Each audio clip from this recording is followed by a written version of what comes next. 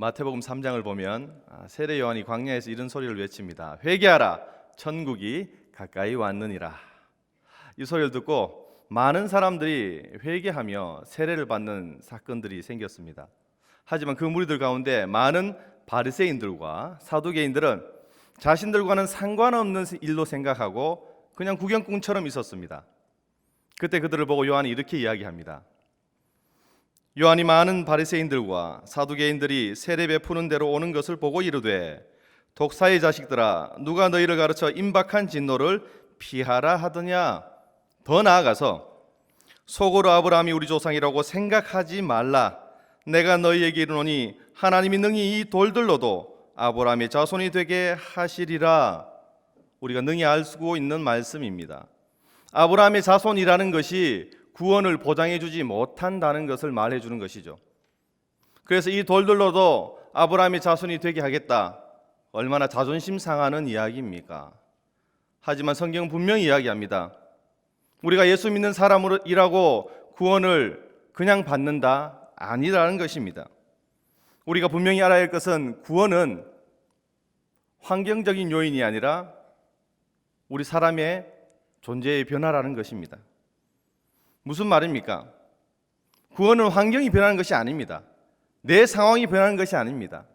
구원은 나의 존재가 변하는 역사라는 것입니다. 그래서 어떤 환경이 와도 어떤 상황이 되어도 내가 하나님의 백성이라는 것, 하나님의 자녀라는 것 불변할 줄 믿습니다. 여러분, 이 신앙 고백이 너무나 중요합니다. 여러분, 환경이 지금 어떻다고 생각합니까? 나이가 들수록 시간은 더 빨리 가고 기도 제목은 더 많아지고 근심 걱정은 더 많아지고 예수 믿는다고 열심을 다하는데 더 힘만 들고, 그래서 시간이 갈수록 내가 잘하고 있는지 의심이 들지 않습니까? 그 가운데 이런 말을 합니다. 회개에 합당한 열매를 맺고, 진노를 이야기하고요, 그리고 임박한 진노를 생각하라고 이야기하는데 그 가운데 회개에 합당한 열매를 맺으라고 마태복음 3장에서 이야기를 하고 있습니다. 무슨 말일까요? 하나님 앞에 나온 우리의 모습이 항상 겸허하고 겸손하고 회개하고 그 합당한 열매를 가지고 하나님 앞에 나와야 함을 이야기하는 것입니다. 이것이 선택된 백성, 민족, 하나님의 백성이라는 것입니다. 여러분, 저와 여러분들은 예배하는 민족일 줄 믿습니다. 예배하지 아니하고 어떻게 하나님의 백성이라고 말할 수 있는 것입니까? 예배한다는 의미가 무엇일까요? 그냥 한 시간 예배 드립니다. 나는 기도 생활 열심히 합니다. 나는 예배, 공예배 다 빠지지 않고 참석합니다. 이것을 넘어서 예배한다는 것은 하나님 외에 다른 것을 섬기지 않는다는 의미입니다. 예배한다는 것은 구별한다는 의미입니다. 예배한다는 것은 하나님만 찬양한다는 의미입니다. 하지만 우리가 얼마나 많은 시간들 가운데 환경의 지배를 받습니까? 그래서 우리의 기도 제목이 응답받는 그런 기도 제목들이 다들 내 환경의 변화, 상황에 변하지 않습니까? 우리는 이 기도가 상황에 맞춰 있다 보니 내 어려운 상황만 들어주십시오. 그래야만 응답받는 줄 압니다. 그래서 이 환경이 잘 변화되어야만 믿음을 유지할 수 있다라고 생각하는 것입니다. 성경이 어디 기도하면 다 응답된다라고 이야기합니까? 우리는 정말 선택된 민족, 선민이 맞습니까? 정말 하나님은 살아계십니까? 나와는 상관없는 질문입니까? 아닙니다. 우리가 정말 이 순간 살아가면서도 계속해서 이 질문을 하는 겁니다. 나는 선민이 맞습니까? 나는 하나님의 백성이 맞습니까? 하나님은 정말 살아계십니까? 또 어떤 분은 이런 생각하시죠. 나는 너무 부족합니다. 나는 할 수 없습니다. 나는 나태합니다. 나는 구제불능입니다. 그래서 나는 아무것도 할 수 없습니다. 어떻습니까? 할 수 있다 하신 이는 나의 능력 주 하나님, 의심하지 말라 하시고 물결 위 걸으라고 하셨네. 이 찬양은 얼마나 이렇게 강하게 불렀습니까? 그럼에도 불구하고 또 의심하시죠. 또 지금 또 의심하고 있는 것입니다. 지금 또 내가 믿는 것이 잘 믿는 것인가? 내가 하나님을 섬기는 것이 잘하고 있는가? 또 의심하고 있지 않습니까? 어떻게 해야 합니까? 과연 어떻게 하는 것이 잘 믿는 것입니까? 다윗의 고백에서 한번 우리의 모습을 살펴보겠습니다. 시편 7편 10절의 말씀입니다. 나의 방패는 마음이 정직한 자를 구원하시는 하나님께 있도다. 다윗의 고백입니다. 다윗이 시편 7편을 통해서 죽게 피하고 있음을 이야기하는 것입니다. 건져낼 자가 없다라고 이야기합니다. 원수가 나를 쫓아온다라고 이야기합니다. 사면초가라고 이야기합니다. 그런 가운데 반복되는 구절들이 있습니다. 구원은 하나님께 있다. 하나님은 정의로우시고 공의로우시고 의로우시다. 나의 상황이 아무리 사면초가이고 어렵고 힘들지라도 변하지 않는 것, 구원은 하나님께 있다는 것, 하나님은 의로우시다는 것, 여러분 바로 이겁니다. 내 상황과 환경이 변하지 않습니다. 잘 바뀌지 않습니다. 어떻게 해야만 바뀌겠습니까? 잘못된 초점을 가지고 있는 것이죠. 내 상황을 빗대어 말씀을 바라보면 다 실패합니다. 하지만 반대로 말씀을 가지고 내 상황을 조명하면 우리는 반드시 승리할 줄 믿습니다. 성경은 그것을 이야기하는 것입니다. 그래서 하나님 앞에 내 상황을 맡기게 되고요. 정말 나는 아무 공로 없습니다. 하나님 도와주십시오라고 이 자리에 나오는 것 아니겠습니까? 이것은 무책임한 것과는 다른 것이죠. 하나님께서 책임져 주시고 하나님께서 동행해 주시고 하나님께서 함께해 주심을 믿고 나아가는 것입니다. 내 악한 상황이 있습니다. 하지만 의로우신 하나님의 의로우심이 있습니다. 우리는 어디에 가야 합니까? 의로우심 쪽으로 가야 하는 것이죠. 그 오른손으로는 피하는 것이죠. 여러분 다윗이 그것을 참 잘했다는 것입니다. 오늘 말씀에도 그런 내용이 나옵니다. 선택된 백성인 모세를 통해 하나님이 하나님의 말씀을 바로에게 전하게 합니다. 전했더니 어떻게 되었을까요? 굉장한 역사가 일어났을까요? 실타래가 꼬이듯이 더 꼬이는 상황이 되었습니다. 그래서 오늘 본문을 보면 그 꼬인 상황에서 고민하는 이스라엘 백성들, 절망하는 모세의 모습이 나타나고 있습니다. 오늘 말씀을 통해 과연 선민은 어떤 존재인가? 어떤 조건을 갖추어야 하는가? 어떤 삶을 살아야 하는가? 한번 살펴보도록 하겠습니다. 첫 번째로 선민은 예배하는 사람입니다. 1절입니다. 그 후에 모세와 아론이 바로에게 가서 이르되 이스라엘의 하나님 여호와께서 이렇게 말씀하시기를 내 백성을 보내라. 그러면 그들이 광야에서 내 앞에 절기를 지킬 것이니라 하셨나이다. 모세 아론이 하나님의 말씀에 순종하여서 애굽 왕 바로 앞에 섰습니다. 하나님이 시키시는 대로 말씀을 선포했습니다. 1절 하반절을 보면 내 백성을 보내라. 그러면 그들이 광야에서 내 앞에 절기를 지킬 것이니라 하셨나이다. 왜 이스라엘 백성이 출애굽해야 된다라고 말합니까? 절기 때문에 그렇죠. 하나님 앞에서 절기를 지켜야 한다라고 합니다. 절기를 지킨다는 의미가 무엇일까요? 하나님만을 높이며 하나님을 찬양하며 하나님을 교제하며 축제를 벌이는 일입니다. 한마디로 공동체적인 예배를 드린다는 것입니다. 하나님께 예배드리는 백성, 그 예배드리는 백성이 바로 이스라엘 백성이라는 것을 이야기하는 것입니다. 하나님만을 섬기겠습니다. 이 정체성 때문에 애굽에서 나와야 한다는 것입니다. 그래서 이사야서 43장 21절에서는 이 백성은 내가 나를 위하여 지었나니 나를 찬송하게 하려 함이니라. 사람을 지은 목적이 예배함이라는 것입니다. 반대로 예배하지 않는 것이, 예배를 거부하는 것이 죄라는 것입니다. 아담과 하와의 이야기를 아시죠? 아담이 선악과를 따먹은 이후에 숨었습니다. 하나님이 찾고 있는데 하나님을 보지 못하고 벗은 줄로 생각하고 벗은 것을 알고 숨었다라고 이야기합니다. 여러분 이 사건이 뭐라고 생각하십니까? 하나님을 만나는 것을 거부하는 것이죠. 더 나아가서 예배함이 없어졌다는 것입니다. 이게 죄라는 것입니다. 물론 마귀의 유혹이 있습니다. 그리고 어떤 유혹이 있었습니까? 내 눈이 밝아져 하나님과 같이 되게 하겠다. 정말 눈이 밝아져서 벗은 것을 알았습니다. 그래서 숨었다라고 하지만 결국 하나님과의 만남을 거부하는 것, 이것이 죄라는 것입니다. 예수님께서 요한복음 4장에서 수가성 여인과의 대화에서 이렇게 이야기합니다. 아버지께 참되게 예배하는 자들은 영과 진리로 예배할 때가 오나니 곧 이때라. 아버지께서는 자기에게 이렇게 예배하는 자들을 찾으시느니라. 하나님은 예배하는 자를 찾으실 줄 믿습니다. 그래서 예배하는 삶을 살아야 합니다. 그런데 단순히 예배합니다라고 고백하면 다 끝나는 것이 아닙니다. 유혹이 있습니다. 템테이션이 있습니다. 하나님은 우리를 테스트하지만 마귀는 템테이션 합니다. 유혹합니다. 오늘 말씀을 통해서 어떻게 보면 출애굽 전반에 걸친 예배에 대한 유혹, 그리고 바로를 통한 유혹, 그 유혹 세 가지를 한번 알아보겠습니다. 첫 번째로 이 땅에서 제사하라. 순종에 대한 유혹, 그리고 순종에 대한 시험입니다.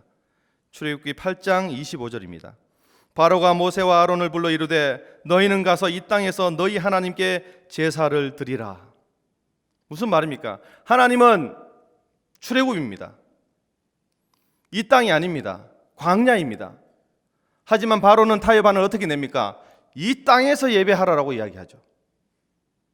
어디가 순종입니까? 광야가 순종입니다. 두 번째로 아이들을 데리고 가지 말아라고 이야기하죠. 신앙 계승, 신앙 전승에 대한 유혹입니다. 출애굽기 10장 10절과 11절입니다. 바로가 그들에게 이르되 내가 너희와 너희의 어린 아이들을 보내면 여호와가 너희와 함께 함과 같으리라.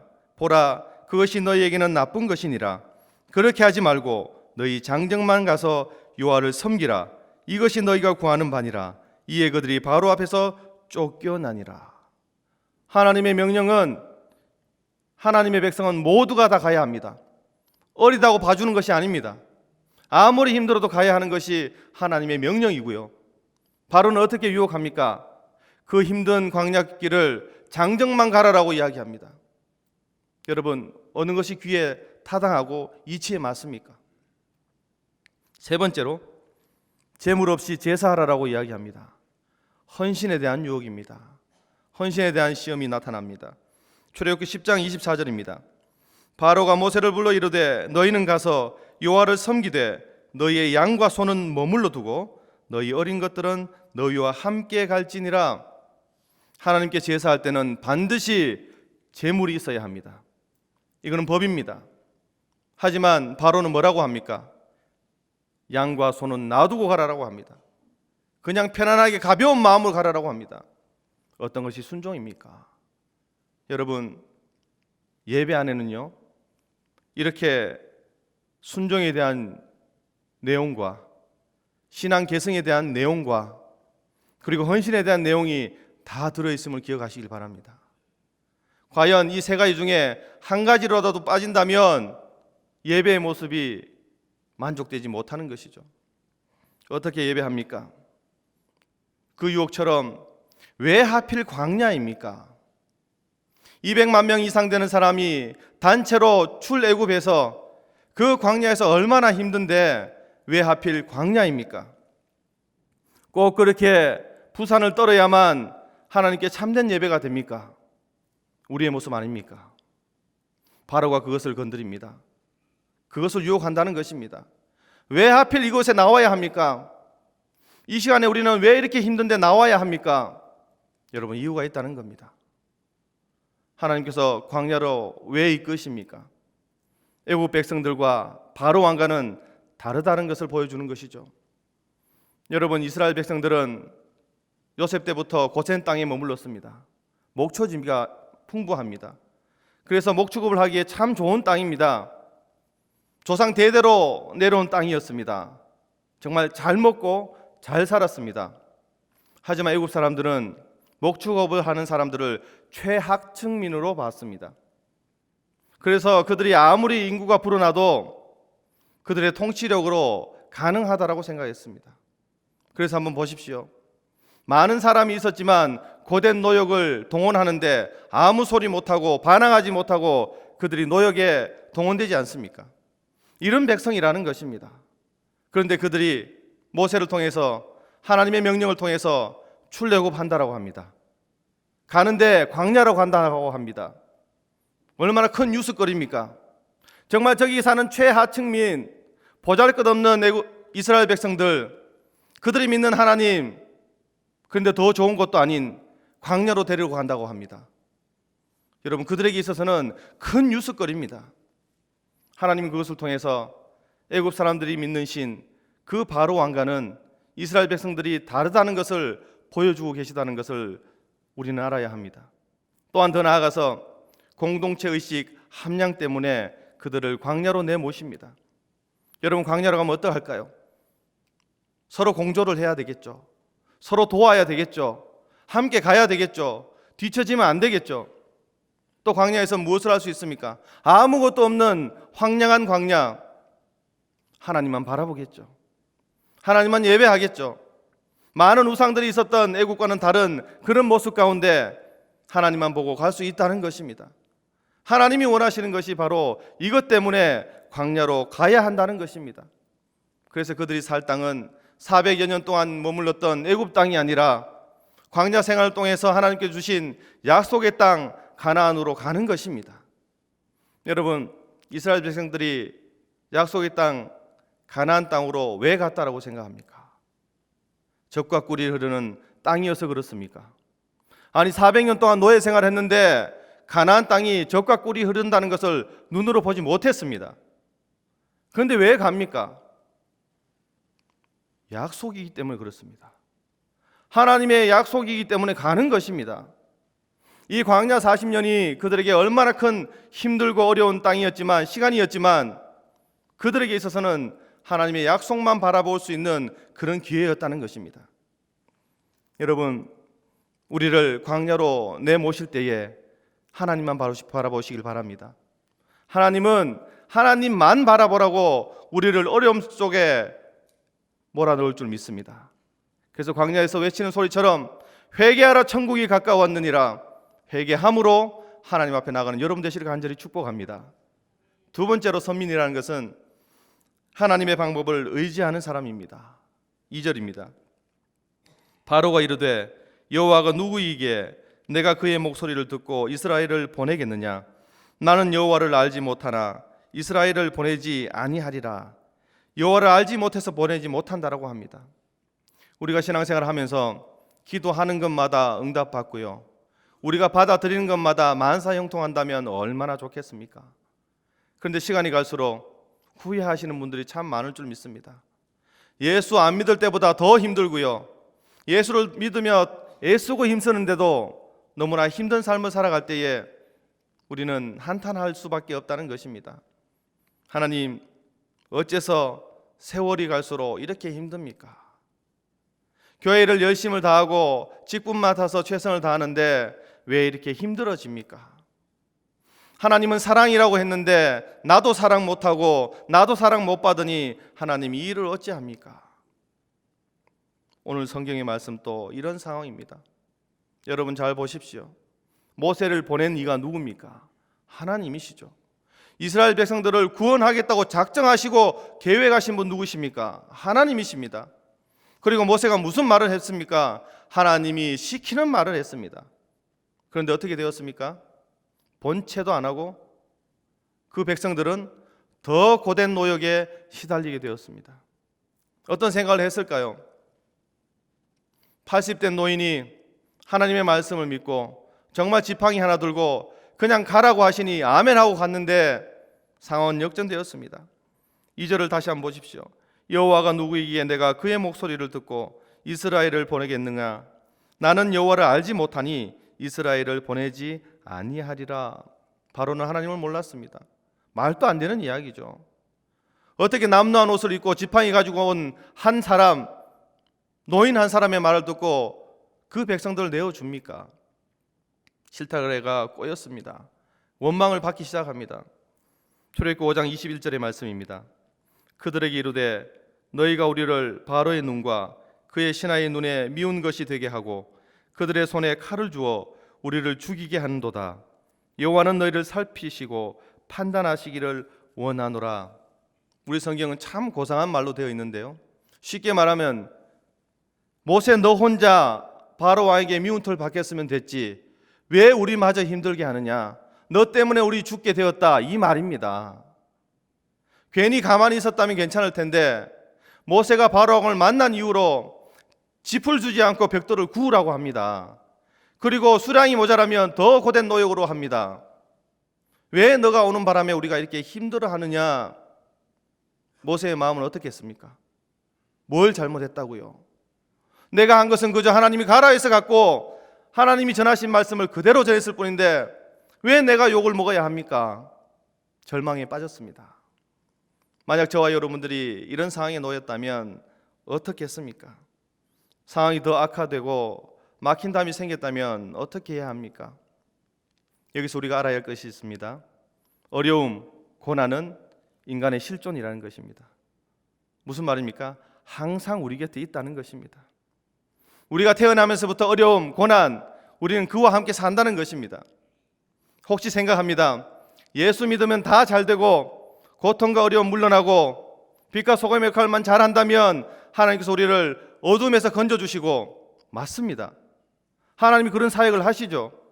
우리 어려운 가운데 함께 해주시었고 나를 건져주시고 내 고통을 아시고 내 기도를 들으시고 나를 위해서 하나님께서 십자가를 지셨구나. 반면 우리는 아직도 우리가 사는 세상에, 이 죄악된 세상에 발을 두고 있다는 것입니다. 그래서 하나를 해결하면 하나의 문제가 더 오죠. 돈을 벌기 위해서 최선을 다했는데 건강이 나빠졌습니다. 남편 문제 때문에 그렇게 기도했는데 자녀가 말을 듣지 않습니다. 여러분, 이런 일들 얼마나 많습니까? 그래서 산 넘어 산이라고 하죠. 우리 어른들이 그런 말 참 많이 합니다. 하나 지나면 하나 더 온다. 하나의 파도를 넘으면 다른 파도가 온다. 여러분, 그러면 우리는 이 땅에 사는 의미가 무엇입니까? 앞서 말씀드렸듯이 구원받았다는 것은 하나님의 자녀가 되었다는 것이고요. 그리고 신분의 변화를 받았다는 것입니다. 이 말은 우리의 삶의 문제가 다 없어진다는 말이 아닙니다. 어떤 문제가 와도 나는 하나님의 백성이기 때문에 하나님의 방법만 의지하면 나는 승리할 것이다라고 고백하며 나아갈 수 있다는 겁니다. 문제가 되지 않는다는 것입니다. 그 문제 앞에서 더욱더 하나님을 찾는다는 것입니다. 방법이 달라졌다는 것입니다. 여러분, 구원을 오해하지 말아야 합니다. 우리는 하나님의 백성이죠. 하나님의 백성은 어떤 문제가 와도 끄떡없이 인내하고 견딜 수 있는 사람을 하나님의 백성이라고 이야기하는 것입니다. 삶의 문제는 늘 있습니다. 어려우십니까? 기도하며 하나님의 능력을 더 입으시기 바랍니다. 좀 괜찮으십니까? 더 감사하시길 바랍니다. 마귀는 문제를 보게 하고 하나님은 하나님을 보게 하십니다. 우리는 무엇을 보고 있습니까? 요셉을 다 아시죠? 뭐라고 이야기합니까? 형통한 사람이라고 이야기합니다. 여러분, 잘 생각하십시오. 형통한 사람이라고 해서 일이 형통했다는 말이 아닙니다. 17세부터 30세까지 그가 애굽 총리가 되기까지 얼마나 우여곡절이 참 많았습니까? 종이었고 감옥이었고 그가 있는 자리는 가시방석이었습니다. 그걸 보고 어떻게 형통하다라고 이야기합니까? 일이 형통했다는 말이 아닙니다. 그 존재 자체가 형통한 사람이라는 것입니다. 감옥 생활도 종생활도 그를 하나님과 관계에서 끊어내지 못했다는 것입니다. 왜입니까? 하나님의 방법을, 의지하는 방법을 알았기 때문에 그렇습니다. 또한 바울은 어떻습니까? 고난과 고통 가운데 무엇 때문에? 복음 때문에 질고를 지지 않습니까? 그러면 바울은 그 자기가 당한 고통을 가지고 나 너무 힘들었어 이렇게 고백하겠습니까? 바울의 고백을 한번 들어볼까요? 내가 궁핍함으로 말하는 것이 아니니라. 어떠한 형편에든지 나는 자족하기를 배웠노니 나는 비천에 처할 줄도 알고 풍부에 처할 줄도 알아. 모든 일 곧 배부름과 배고픔과 풍부와 궁핍에도 처할 줄 아는 일체의 비결을 배웠노라. 내게 능력 주시는 자 안에서 내가 모든 것을 할 수 있느니라. 여러분, 이것입니다. 바울에게 물어보면 이 답을 한다는 것입니다. 왜이죠? 방법을 아는 것입니다. 견뎌내는 방법을 아는 것입니다. 여러분, 하나님의 방법을 의지하면 하나님은 도우십니다. 더 나쁜 상황이 생겼습니까?